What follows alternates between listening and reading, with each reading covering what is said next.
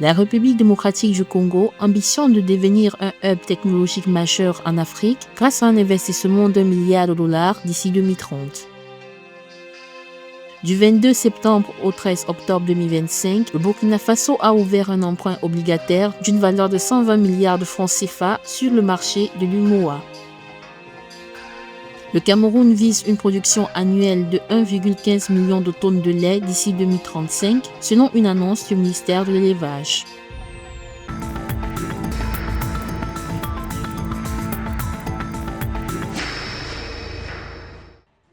En République démocratique du Congo, le gouvernement veut enclencher une véritable révolution numérique. Le 26 septembre, Kinshasa a annoncé un investissement d'$1 milliard d'ici 2030 pour moderniser le pays et en faire un hub technologique majeur sur le continent africain. L'annonce a été faite par le ministre de l'économie numérique, Augustin Ngibassa Maliba, en appelant à une mobilisation conjointe des secteurs publics et privés.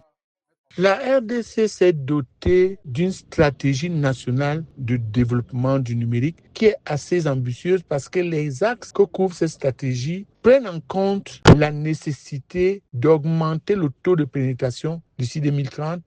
Car le défi est de taille, malgré une population de plus de 100 millions d'habitants, seulement 63% des Congolais ont accès à la téléphonie et à peine 34% utilisent Internet. L'Internet mobile, quant à lui, ne couvre que 17% de la population, selon les dernières estimations. Face à ce retard, le gouvernement veut miser sur le développement de l'e-gouvernement pour digitaliser l'ensemble des services publics. Il faut donc fusionner tout ça, ajouter à ça l'approvisionnement énergétique. Parce que sans énergie, la RDC ne peut pas jouer efficacement son rôle. Et il faut que le développement de la digitalisation soit greffé sur l'augmentation des capacités et la disponibilité énergétique.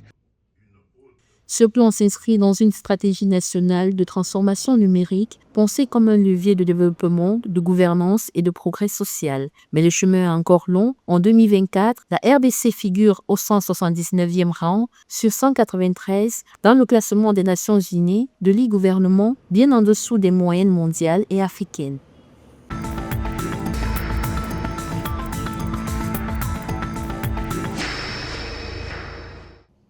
Le Burkina Faso a lancé un emprunt obligataire de 120 milliards de francs CFA sur le marché de l'UMOA ouvert du 22 septembre au 13 octobre 2025. L'opération se décline en 3 tranches, offrant un taux d'intérêt de 6,60% à 7% sur des maturités de 5 à 10 ans avec des périodes de différé allant de 2 à 3 ans. Chaque obligation est émise à 10 000 francs CFA.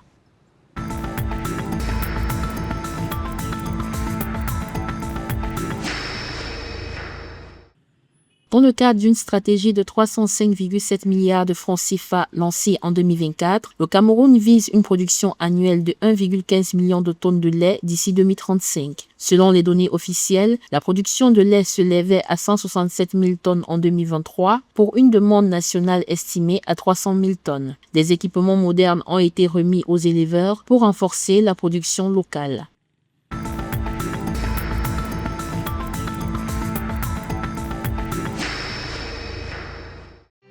La Zambie, la Tanzanie et la Chine ont officiellement signé les accords pour la revitalisation du chemin de fer Tazara, un projet de 1,4 milliard de dollars visant à moderniser cette ligne ferroviaire stratégique. L'investissement comprend la réhabilitation de la voie entre Dar es Salaam et New Kapering-Poshi, la rénovation des ateliers et l'entretien des infrastructures existantes. Cette initiative est un moteur d'intégration régionale, de croissance économique et de prospérité partagée.